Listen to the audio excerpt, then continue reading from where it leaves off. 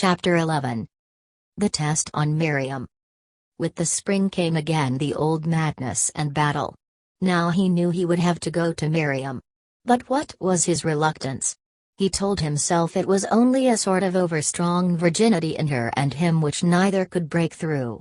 He might have married her, but his circumstances at home made it difficult, and, moreover, he did not want to marry.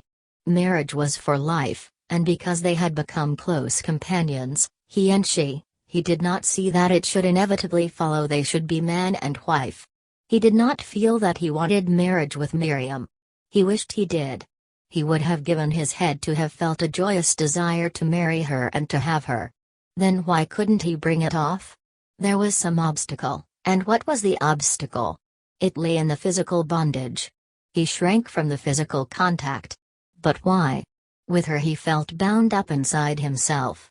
He could not go out to her. Something struggled in him, but he could not get to her. Why? She loved him. Clara said she even wanted him, then why couldn't he go to her, make love to her, kiss her? Why, when she put her arm in his, timidly, as they walked, did he feel he would burst forth in brutality and recoil? He owed himself to her, he wanted to belong to her. Perhaps the recoil and the shrinking from her was love in its first fierce modesty. He had no aversion for her. No, it was the opposite, it was a strong desire battling with a still stronger shyness and virginity. It seemed as if virginity were a positive force, which fought and won in both of them. And with her he felt it so hard to overcome, yet he was nearest to her, and with her alone could he deliberately break through. And he owed himself to her. Then, if they could get things right, they could marry, but he would not marry unless he could feel strong in the joy of it, never. He could not have faced his mother. It seemed to him that to sacrifice himself in a marriage he did not want would be degrading, and would undo all his life, make it a nullity. He would try what he could do. And he had a great tenderness for Miriam. Always, she was sad, dreaming her religion, and he was nearly a religion to her. He could not bear to fail her. It would all come right if they tried. He looked round. A good many of the nicest men he knew were like himself, bound in by their own virginity, which they could not break out of. They were so sensitive to their women that they would go without them forever rather than do them a hurt, an injustice. Being the sons of mothers whose husbands had blundered rather brutally through their feminine sanctities, they were themselves too diffident and shy. They could easier deny themselves than incur any reproach from the woman, for a woman was like their mother, and they were full of the sense of their mother.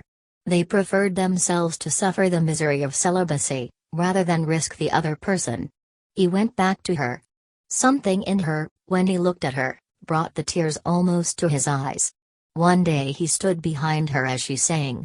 And he was playing a song on the piano. As Miriam sang her mouth seemed hopeless. She sang like a nun singing to heaven.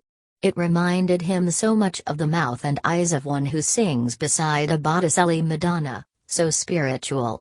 Again, hot as steel, came up the pain in him. Why must he ask her for the other thing? Why was there his blood battling with her? If only he could have been always gentle, tender with her, breathing with her the atmosphere of reverie and religious dreams, he would give his right hand. It was not fair to hurt her. There seemed an eternal maidenhood about her, and when he thought of her mother, he saw the great brown eyes of a maiden who was nearly scared and shocked out of her virgin maidenhood, but not quite, in spite of her 7 children. They had been born almost leaving her out of count, not of her, but upon her. So she could never let them go, because she never had possessed them. Mrs. Morel saw him going again frequently to Miriam, and was astonished. He said nothing to his mother. He did not explain nor excuse himself. If he came home late, and she reproached him, he frowned and turned on her in an overbearing way. "I shall come home when I like," he said, "I am old enough." "Must she keep you till this time?" "It is I who stay," he answered. "And she lets you?" "But very well," she said. And she went to bed, leaving the door unlocked for him, but she lay listening until he came, often long after. It was a great bitterness to her that he had gone back to Miriam. She recognized, however, the uselessness of any further interference. He went to Willie Farm as a man now, not as a youth. She had no right over him. There was a coldness between him and her. He hardly told her anything. Discarded, she waited on him, cooked for him still, and loved to slave for him, but her face closed again like a mask. There was nothing for her to do now but the housework. For all the rest he had gone to Miriam. She could not forgive him. Miriam killed the joy and the warmth in him. He had been such a jolly lad, and full of the warmest affection. Now he grew colder, more and more irritable and gloomy. It reminded her of William, but Paul was worse. He did things with more intensity, and more realization of what he was about. His mother knew how he was suffering for want of a woman, and she saw him going to Miriam.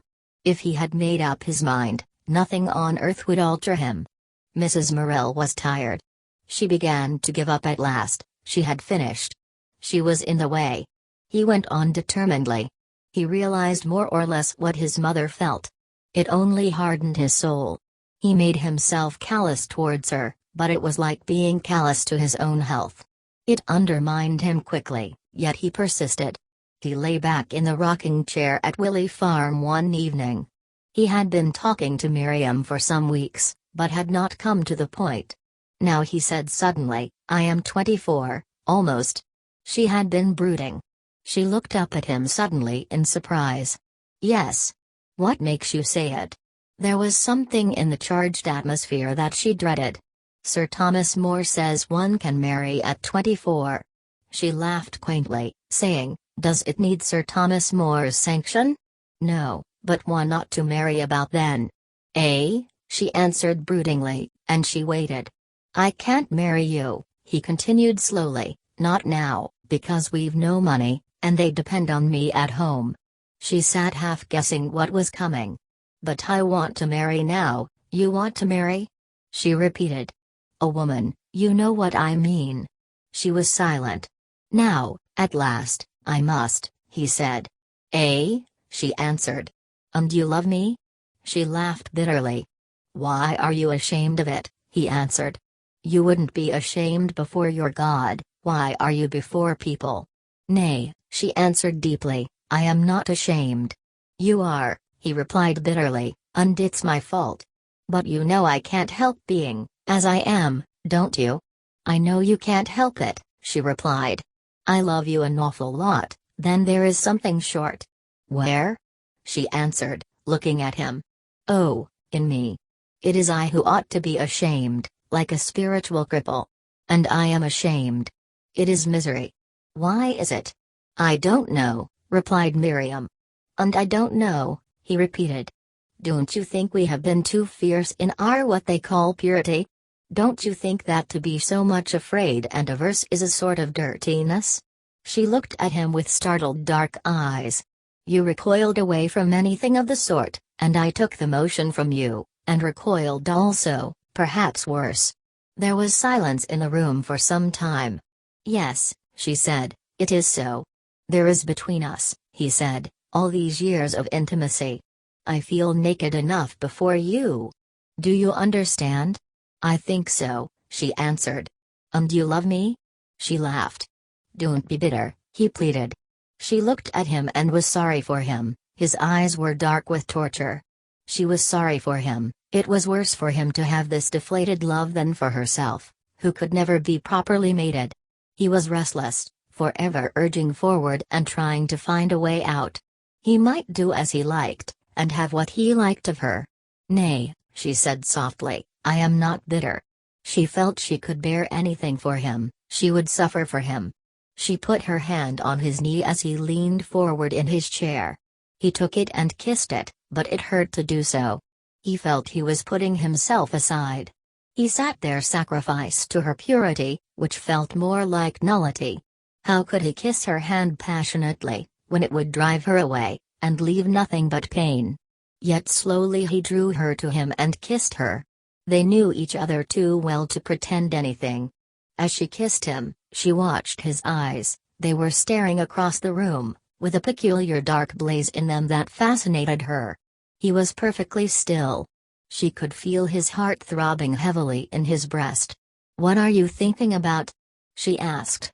The blaze in his eyes shuddered, became uncertain. "I was thinking, all the while, I love you. I have been obstinate." She sank her head on his breast. "Yes," she answered. "That's all," he said, and his voice seemed sure, and his mouth was kissing her throat. Then she raised her head and looked into his eyes with her full gaze of love. The blaze struggled, seemed to try to get away from her, and then was quenched. He turned his head quickly aside. It was a moment of anguish. "Kiss me," she whispered. He shut his eyes, and kissed her, and his arms folded her closer and closer. When she walked home with him over the fields, he said, "I am glad I came back to you. I feel so simple with you, as if there was nothing to hide. We will be happy?" "Yes," she murmured, and the tears came to her eyes. "Some sort of perversity in our souls," he said, "makes us not want, get away from, the very thing we want. We have to fight against that." "Yes," she said, and she felt stunned. As she stood under the drooping thorn tree, in the darkness by the roadside, he kissed her, and his fingers wandered over her face. In the darkness, where he could not see her but only feel her, his passion flooded him. He clasped her very close. "Sometime you will have me?" he murmured, hiding his face on her shoulder. It was so difficult. "Not now," she said. His hopes and his heart sunk. A dreariness came over him. "No," he said. His clasp of her slackened. "I love to feel your arm there," she said, pressing his arm against her back, where it went round her waist. "It rests me so."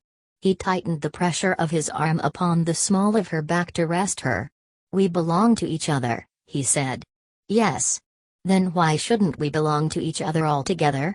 "But," she faltered.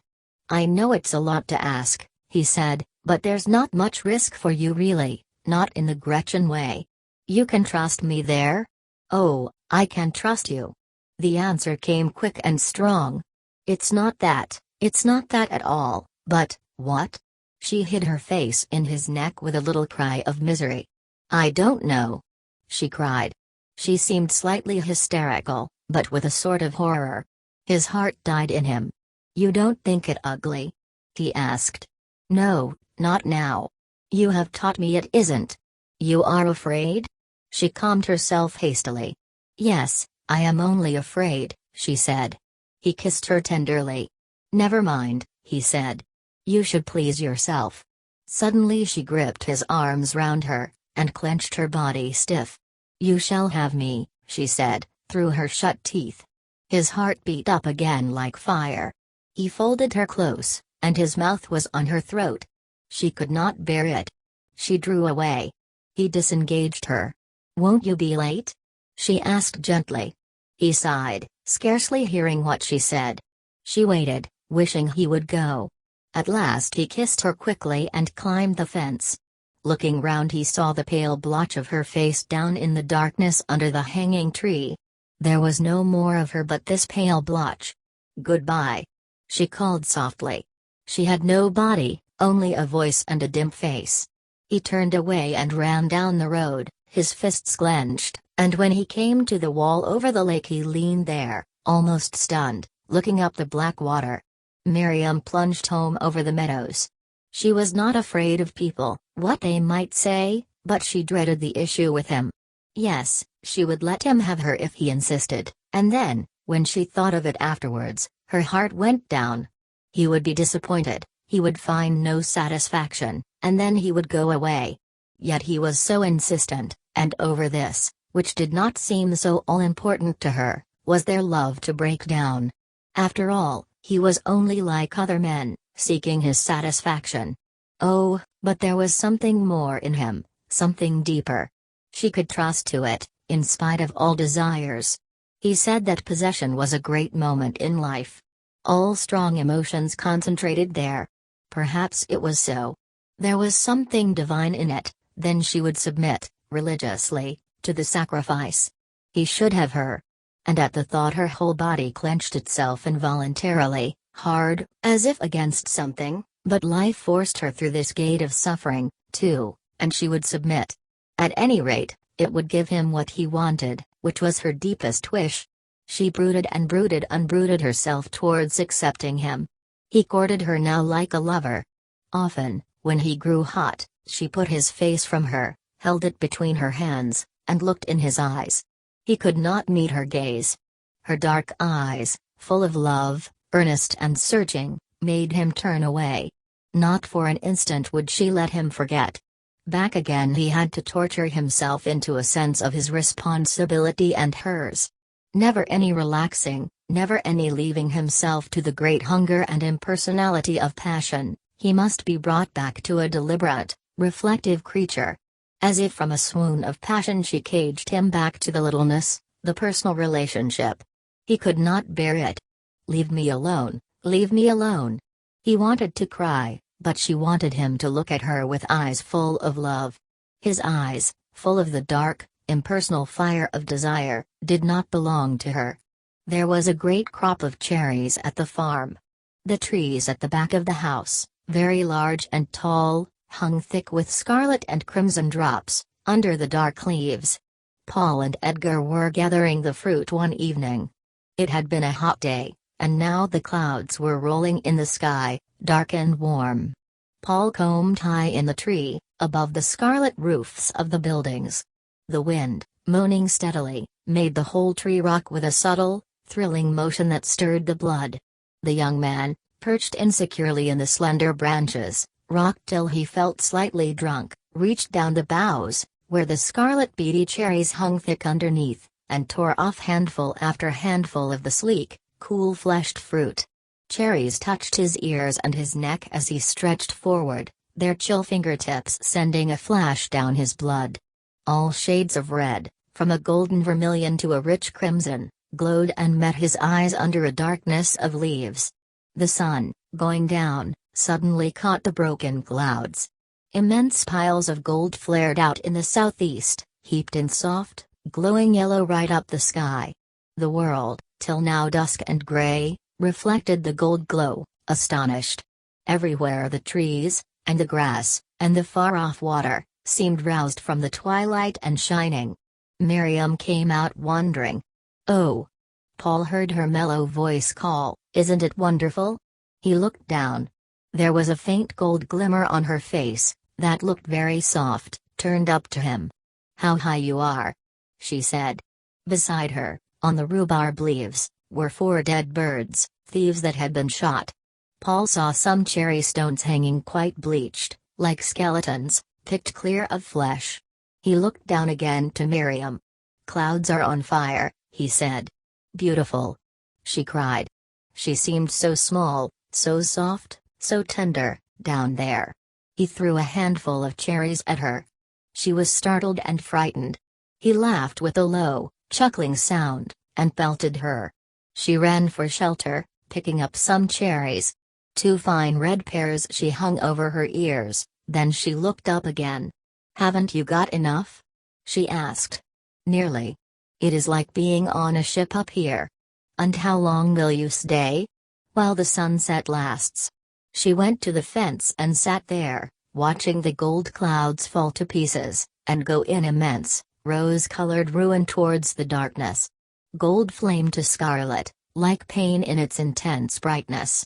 Then the scarlet sank to rose, and rose to crimson, and quickly the passion went out of the sky. All the world was dark gray. Paul scrambled quickly down with his basket, tearing his shirt sleeve as he did so.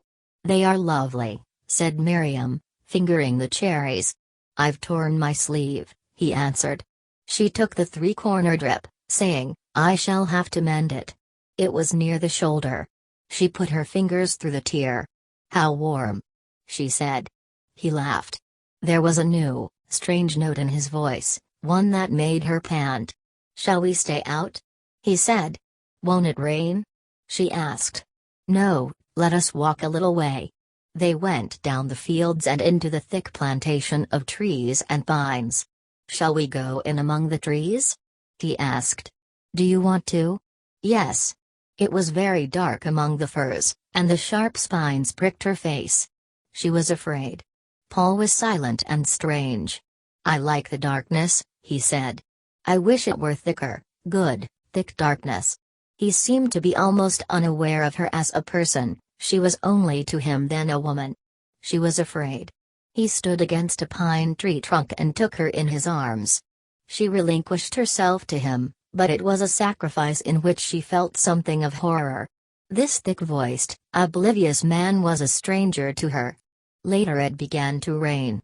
The pine trees smelled very strong. Paul lay with his head on the ground, on the dead pine needles, listening to the sharp hiss of the rain, a steady, keen noise. His heart was down, very heavy.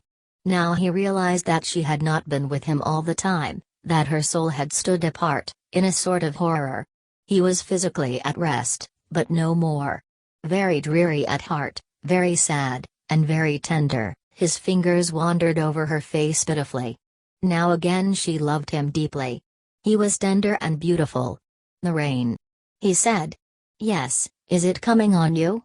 She put her hands over him, on his hair, on his shoulders, to feel if the raindrops fell on him.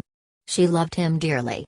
He, as he lay with his face on the dead pine leaves, felt extraordinarily quiet. He did not mind if the raindrops came on him, he would have lain and got wet through. He felt as if nothing mattered, as if his living were smeared away into the beyond, near and quite lovable. This strange, gentle reaching out to death was new to him. "We must go," said Miriam. "Yes," he answered, but did not move. To him now, life seemed a shadow, day a white shadow, night, and death, and stillness, and inaction. This seemed like being. To be alive, to be urgent and insistent, that was not to be. The highest of all was to melt out into the darkness and swath there, identified with the great being. "The rain is coming in on us," said Miriam. He rose, and assisted her. "It is a pity," he said. "What?" "To have to go. I feel so still."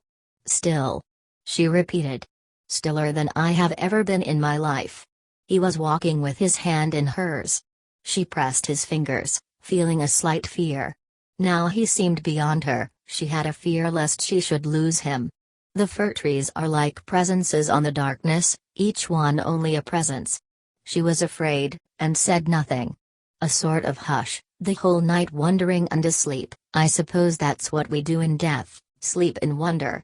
She had been afraid before of the brute in him, now of the mystic. She trod beside him in silence. The rain fell with a heavy hush on the trees.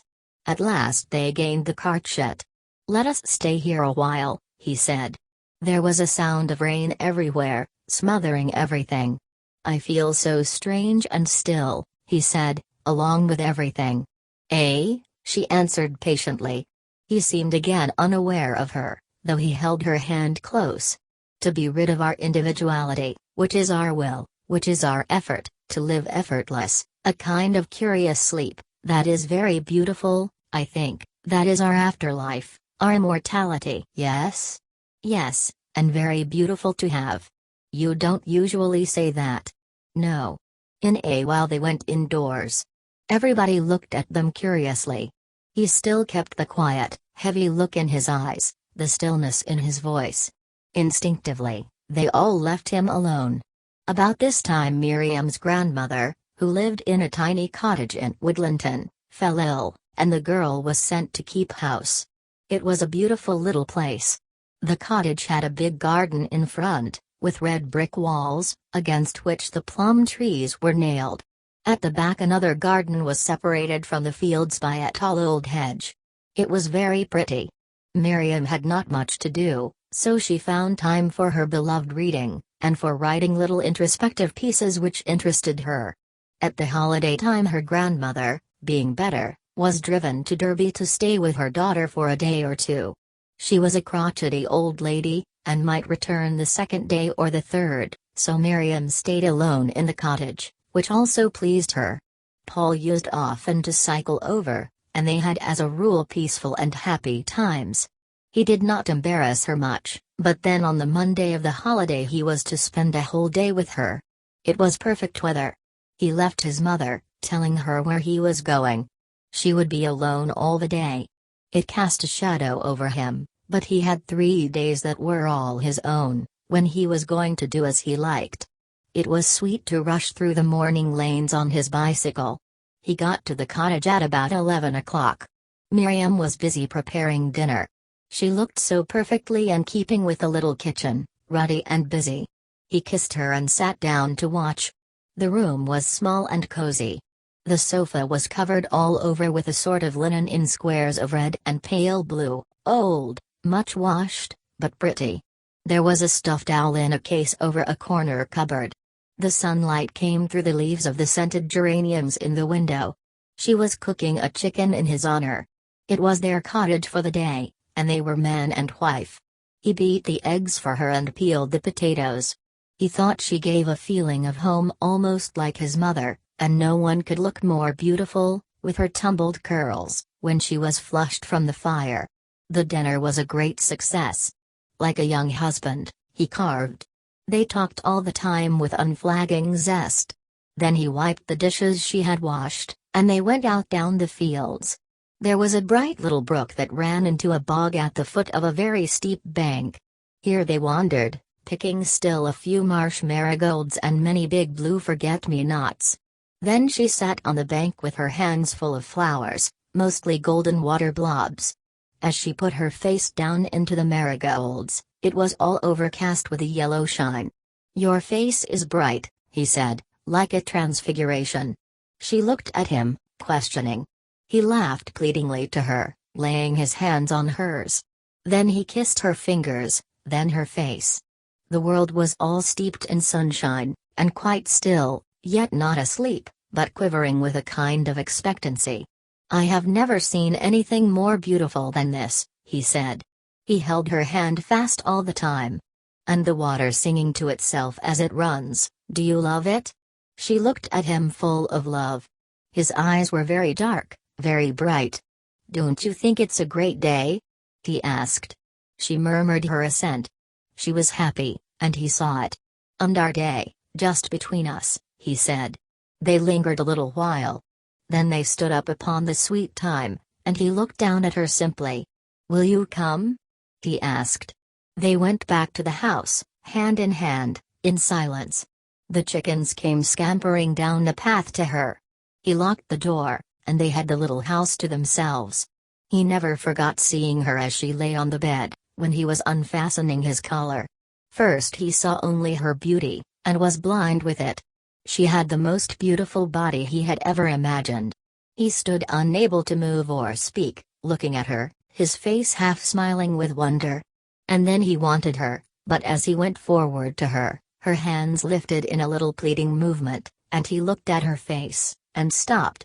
Her big brown eyes were watching him, still unresigned and loving. She lay as if she had given herself up to sacrifice. There was her body for him, but the look at the back of her eyes, like a creature awaiting immolation, arrested him, and all his blood fell back. "You are sure you want me?" he asked, as if a cold shadow had come over him. "Yes, quite sure." She was very quiet, very calm. She only realized that she was doing something for him. He could hardly bear it. She lay to be sacrificed for him because she loved him so much. And he had to sacrifice her. For a second, he wished he were sexless or dead. Then he shut his eyes again to her, and his blood beat back again. And afterwards he loved her to the last fiber of his being. He loved her. But he wanted, somehow, to cry. There was something he could not bear for her sake. He stayed with her till quite late at night. As he rode home he felt that he was finally initiated. He was a youth no longer. But why had he the dull pain in his soul? Why did the thought of death, the afterlife, seem so sweet and consoling? He spent the week with Miriam, and wore her out with his passion before it was gone. He had always, almost willfully, to put her out of count, and act from the brute strength of his own feelings. And he could not do it often, and there remained afterwards always the sense of failure and of death. If he were really with her, he had to put aside himself and his desire. If he would have her, he had to put her aside. "When I come to you," he asked her, his eyes dark with pain and shame, "you don't really want me, do you?" "Ah, yes," she replied quickly. He looked at her. "Nay," he said. She began to tremble. You see, she said, taking his face and shutting it out against her shoulder. You see, as we are, how can I get used to you? It would come all right if we were married. He lifted her head, and looked at her. You mean, now, it is always too much shock? Yes, and, you are always clenched against me. She was trembling with agitation. You see, she said, I'm not used to the thought, you are lately, he said. But all my life.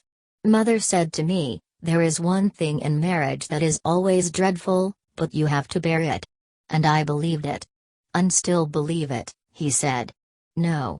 She cried hastily. I believe, as you do, that loving, even in that way, is the high water mark of living. That doesn't alter the fact that you never want it. No, she said, taking his head in her arms and rocking in despair. Don't say so. You don't understand. She rocked with pain. Don't I want your children? But not me. How can you say so? But we must be married to have children. Shall we be married, then? I want you to have my children. He kissed her hand reverently. She pondered sadly, watching him. We are too young, she said at length. 24 and 23, not yet, she pleaded, as she rocked herself in distress. When you will, he said. She bowed her head gravely. The tone of hopelessness in which he said these things grieved her deeply. It had always been a failure between them. Tacitly, she acquiesced in what he felt. And after a week of love he said to his mother suddenly one Sunday night, just as they were going to bed, I shan't go so much to Miriam's, mother. She was surprised, but she would not ask him anything. You please yourself, she said. So he went to bed. But there was a new quietness about him which she had wondered at. She almost guessed. She would leave him alone, however. Precipitation might spoil things. She watched him in his loneliness, wondering where he would end. He was sick, and much too quiet for him. There was a perpetual little knitting of his brows, such as she had seen when he was a small baby, and which had been gone for many years. Now it was the same again. And she could do nothing for him. He had to go on alone, make his own way. He continued faithful to Miriam. For one day he had loved her utterly. But it never came again. The sense of failure grew stronger. At first it was only a sadness.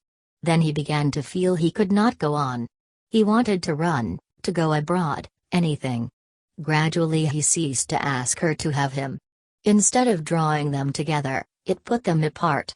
And then he realized, consciously, that it was no good. It was useless trying, it would never be a success between them. For some months he had seen very little of Clara. They had occasionally walked out for half an hour at dinner time. But he always reserved himself for Miriam. With Clara, however, his brow cleared, and he was gay again. She treated him indulgently, as if he were a child. He thought he did not mind.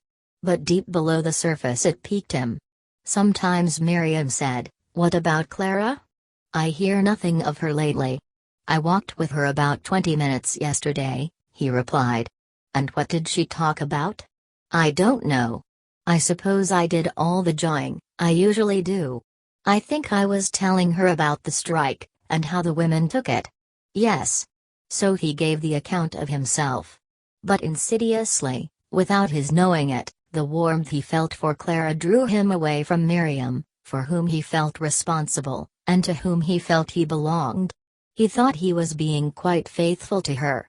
It was not easy to estimate exactly the strength and warmth of one's feelings for a woman till they have run away with one. He began to give more time to his men friends. There was Jessup, at the art school, Swain, who was chemistry demonstrator at the university, Newton, who was a teacher, besides Edgar and Miriam's younger brothers. Pleading work, he sketched and studied with Jessup. He called in the university for Swain, and the two went downtown together. Having come home in the train with Newton, he called and had a game of billiards with him in the Moon and Stars. If he gave to Miriam the excuse of his men friends, he felt quite justified. His mother began to be relieved. He always told her where he had been. During the summer Clara wore sometimes a dress of soft cotton stuff with loose sleeves. When she lifted her hands, her sleeves fell back, and her beautiful strong arms shone out. "Half a minute," he cried. "Hold your arm still." He made sketches of her hand and arm, and the drawings contained some of the fascination the real thing had for him.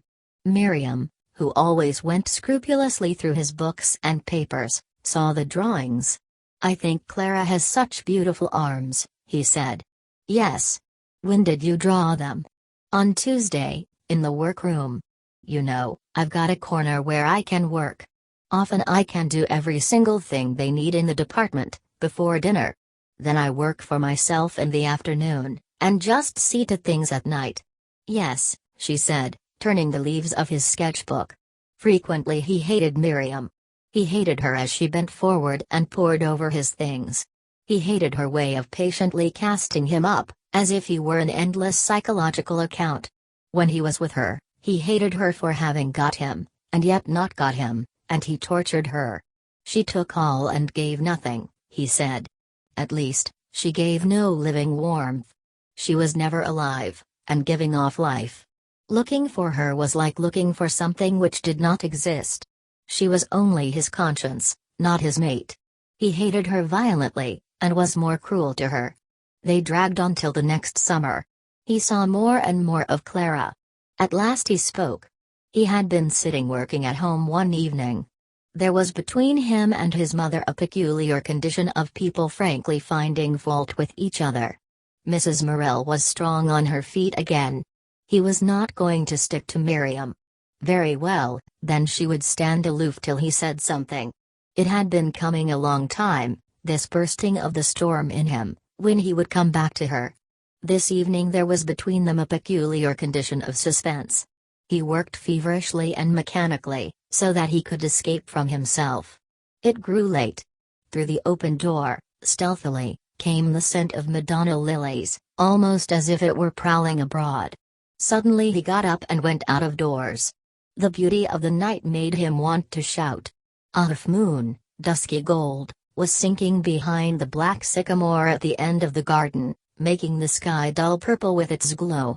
Nearer, a dim white fence of lilies went across the garden, and the air all round seemed to stir with scent, as if it were alive. He went across the bed of pinks, whose keen perfume came sharply across the rocking, heavy scent of the lilies, and stood alongside the white barrier of flowers.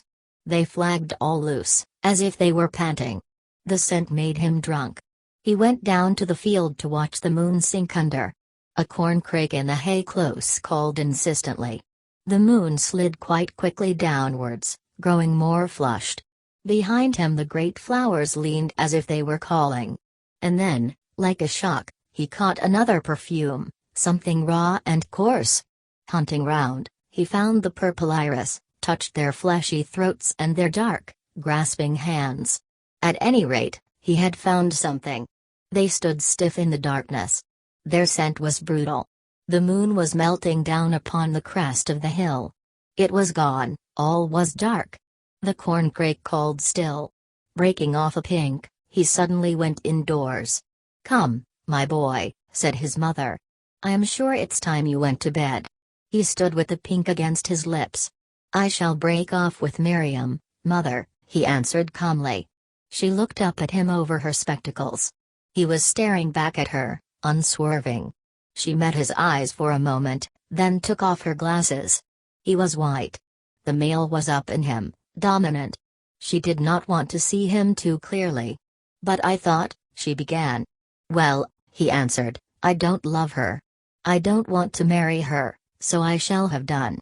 "But," exclaimed his mother, amazed, "I thought lately you had made up your mind to have her, and so I said nothing." I wanted to, but now I don't want. It's no good. I shall break off on Sunday. I ought to, oughtn't I? You know best. You know I said so long ago. I can't help that now. I shall break off on Sunday." "Well," said his mother, "I think it will be best. But lately I decided you had made up your mind to have her, so I said nothing, and should have said nothing. But I say as I have always said, I don't think she is suited to you. On Sunday I break off, he said, smelling the pink. He put the flower in his mouth.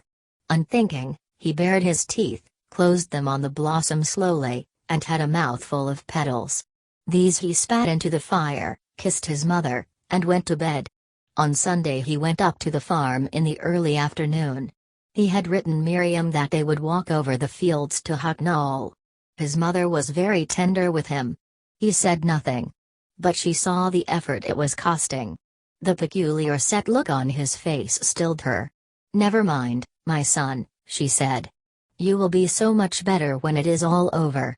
Paul glanced swiftly at his mother in surprise and resentment. He did not want sympathy. Miriam met him at the lane end. She was wearing a new dress of figured muslin that had short sleeves.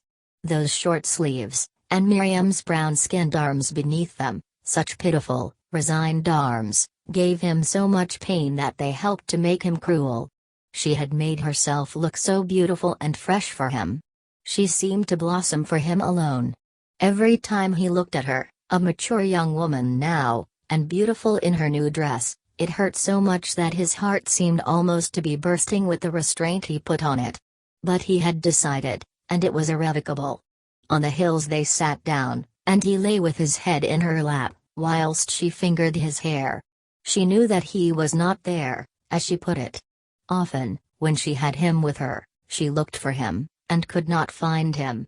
But this afternoon she was not prepared. It was nearly 5 o'clock when he told her. They were sitting on the bank of a stream, where the lip of turf hung over a hollow bank of yellow earth, and he was hacking away with a stick, as he did when he was perturbed and cruel. "I have been thinking," he said, "we ought to break off." "Why?" she cried in surprise. "Because it's no good going on." "Why is it no good?" "It isn't. I don't want to marry. I don't want ever to marry. And if we're not going to marry, it's no good going on." "But why do you say this now?" "Because I've made up my mind." "And what about these last months, and the things you told me then?" "I can't help it. I don't want to go on." "You don't want any more of me?"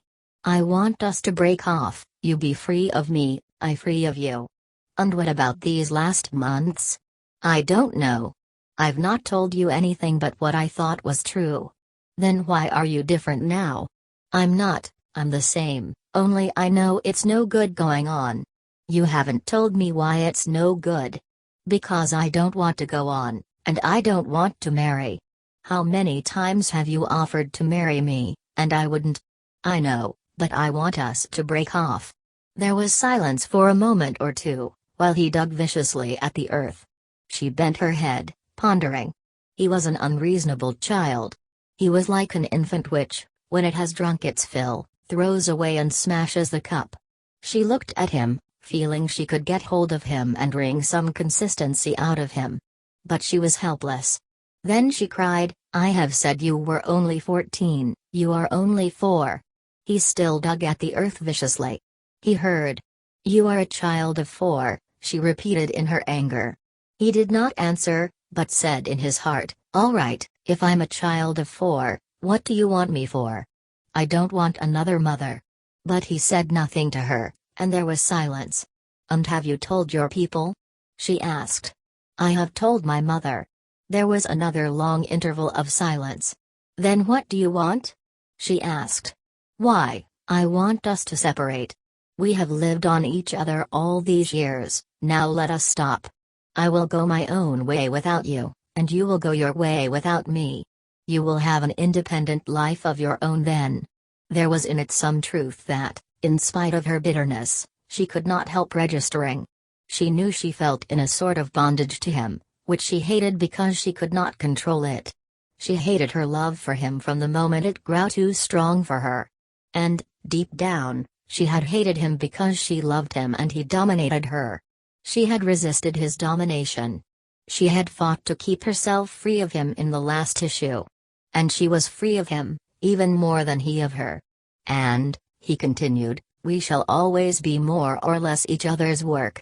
You have done a lot for me, I for you. Now let us start and live by ourselves." "What do you want to do?" she asked. "Nothing, only to be free," he answered. She, however, knew in her heart that Clara's influence was over him to liberate him. But she said nothing. "And what have I to tell my mother?" she asked. "I told my mother," he answered, "that I was breaking off, clean and altogether." "I shall not tell them at home," she said. Frowning, "You please yourself," he said. He knew he had landed her in a nasty hole, and was leaving her in the lurch. It angered him. "Tell them you wouldn't and won't marry me, and have broken off," he said. "It's true enough." She bit her finger moodily. She thought over their whole affair. She had known it would come to this, she had seen it all along. It chimed with her bitter expectation. "Always, it has always been so," she cried. "It has been one long battle between us, you fighting away from me." It came from her unawares, like a flash of lightning. The man's heart stood still. Was this how she saw it? "But we've had some perfect hours, some perfect times, when we were together," he pleaded. "Never!" she cried, "never! It has always been you fighting me off." "Not always, not at first," he pleaded. "Always, from the very beginning, always the same." She had finished, but she had done enough. He sat aghast. He had wanted to say, "It has been good, but it is at an end." And she whose love he had believed in when he had despised himself, denied that their love had ever been love. He had always fought away from her? Then it had been monstrous. There had never been anything really between them, all the time he had been imagining something where there was nothing. And she had known. She had known so much, and had told him so little. She had known all the time. All the time this was at the bottom of her. He sat silent in bitterness. At last the whole affair appeared in a cynical aspect to him. She had really played with him, not he with her. She had hidden all her condemnation from him, had flattered him, and despised him. She despised him now. He grew intellectual and cruel. "You ought to marry a man who worships you," he said, "then you could do as you liked with him. Plenty of men will worship you, if you get on the private side of their natures. You ought to marry one such. They would never fight you off." "Thank you," she said. "But don't advise me to marry someone else anymore. You've done it before." "Very well," he said, "I will say no more." He sat still, feeling as if he had had a blow, instead of giving one. Their 8 years of friendship and love, the 8 years of his life, were nullified. "When did you think of this?" she asked. "I thought definitely on Thursday night. I knew it was coming," she said. That pleased him bitterly. "Oh, very well. If she knew then it doesn't come as a surprise to her," he thought. "And have you said anything to Clara?" she asked. "No, but I shall tell her now." There was a silence. "Do you remember the things you said this time last year, in my grandmother's house, nay last month even?" "Yes," he said, "I do. And I meant them. I can't help that it's failed. It has failed because you want something else. It would have failed whether or not. You never believed in me." She laughed strangely. He sat in silence. He was full of a feeling that she had deceived him. She had despised him when he thought she worshipped him. She had let him say wrong things, and had not contradicted him. She had let him fight alone. But it stuck in his throat that she had despised him whilst he thought she worshipped him. She should have told him when she found fault with him. She had not played fair. He hated her. All these years she had treated him as if he were a hero, and thought of him secretly as an infant, a foolish child. Then why had she left the foolish child to his folly? His heart was hard against her. She sat full of bitterness. She had known, oh, well she had known. All the time he was away from her she had summed him up, seen his littleness, his meanness, and his folly. Even she had guarded her soul against him. She was not overthrown, not prostrated, not even much hurt. She had known. Only why, as he sat there, he still this strange dominance over her? His very movements fascinated her as if she were hypnotized by him. Yet he was despicable, false, inconsistent, and mean. Why this bondage for her? Why was it the movement of his arm stirred her as nothing else in the world could? Why was she fastened to him?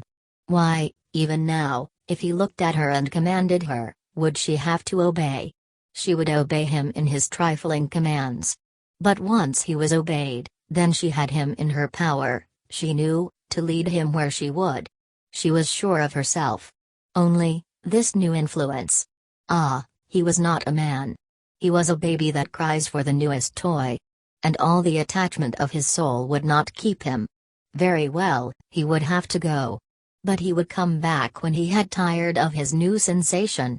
He hacked at the earth till she was fretted to death. She rose. He sat flinging lumps of earth in the stream. "We will go and have tea here?" he asked. "Yes," she answered. They chattered over irrelevant subjects during tea. He held forth on the love of ornament, the cottage parlor moved him there too, and its connection with aesthetics. She was cold and quiet. As they walked home, she asked, "And we shall not see each other?"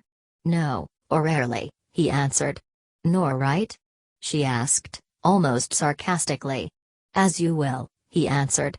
"We're not strangers, never should be, whatever happened. I will write to you now and again. You please yourself."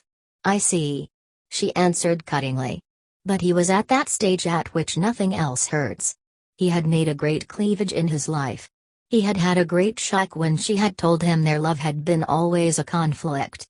Nothing more mattered. If it never had been much, there was no need to make a fuss that it was ended. He left her at the lane end.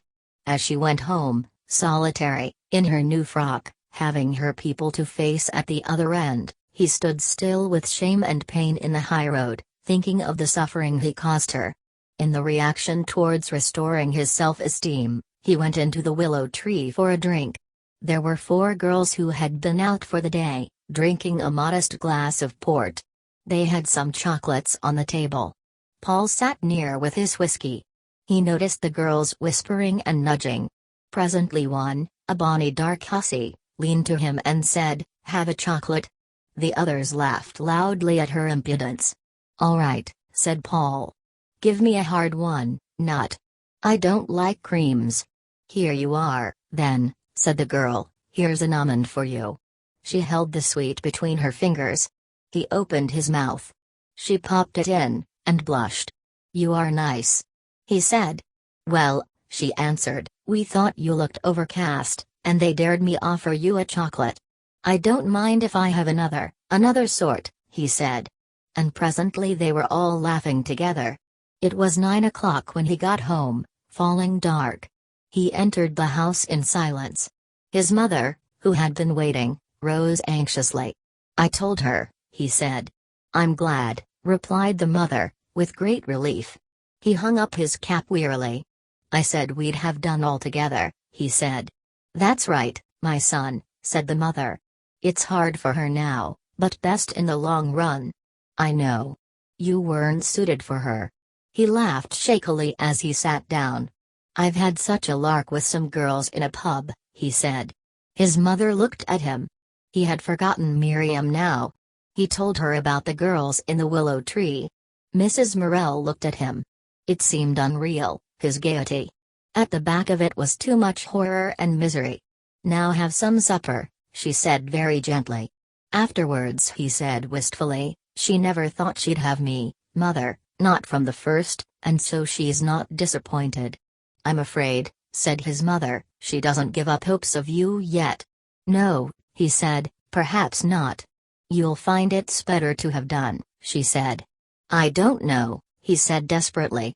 "Well, leave her alone," replied his mother. So he left her, and she was alone. Very few people cared for her, and she for very few people. She remained alone with herself, waiting,